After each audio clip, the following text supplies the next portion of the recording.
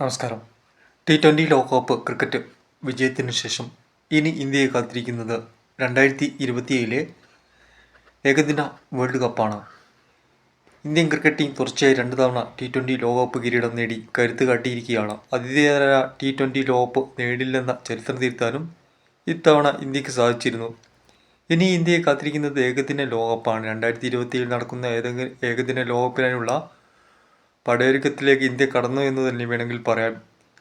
20 അംഗ സാധ്യതാ ടീമിൻ്റെ പട്ടിക BCCI തയ്യാറാക്കിയെന്നാണ് വിവരം. ചില സുപ്രധാന കാര്യങ്ങൾ തീരുമാനിച്ച് മുന്നോട്ടു പോകാനാണ് BCCI പദ്ധതിയിടുന്നത്.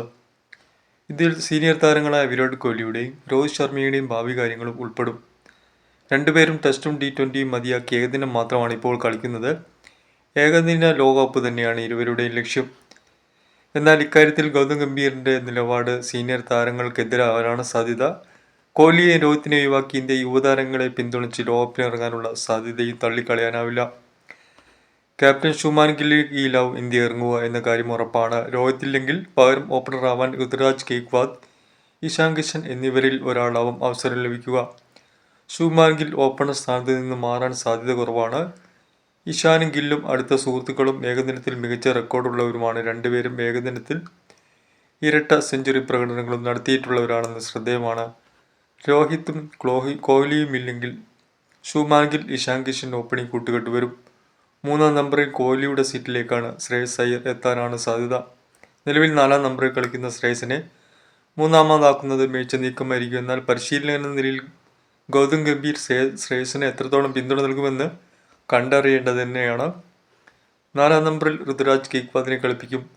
4-ാം നമ്പറിൽ അവസരം ലഭിച്ചപ്പോൾ സെഞ്ചുറി അടക്കം മികച്ച പ്രകടനമാണ് ഋതുരാജ് കാഴ്ചവെച്ചിരുന്നത്. 5-ാം നമ്പറിൽ അക്ഷർ പട്ടേലിൻ്റെ ഇടങ്കൈ ബാറ്റ്സ്മാൻ എന്ന നിലയിലും പിന്തുണയ്ക്കാം.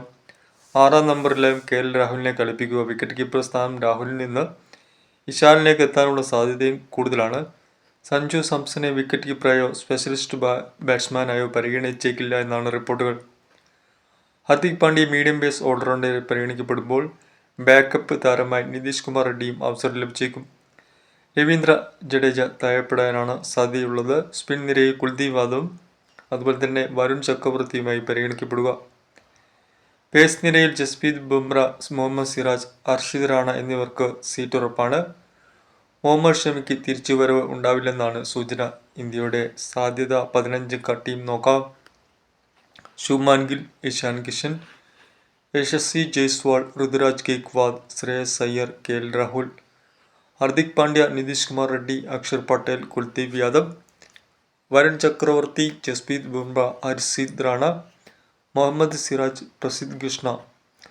ഇതിൽ സഞ്ജു സാംസൺ ഈ വരുന്ന 2016 IPL മിന്നുന്ന പ്രകടനം കാഴ്ചവെച്ചാൽ ചിലപ്പോൾ ടീമിലേക്ക് പരിഗണിക്കപ്പെട്ടേക്കാം. അല്ലെങ്കിൽ സഞ്ജുവിന് സാധ്യത വളരെ കുറവാണ്. ഏറ്റവും മികച്ച പ്രകടനം കാഴ്ചവെച്ചാൽ മാത്രമേ സഞ്ജുവിന് ടീമിലേക്ക് പരിഗണിക്കാനുള്ള സാധ്യത കാണുന്നുള്ളൂ.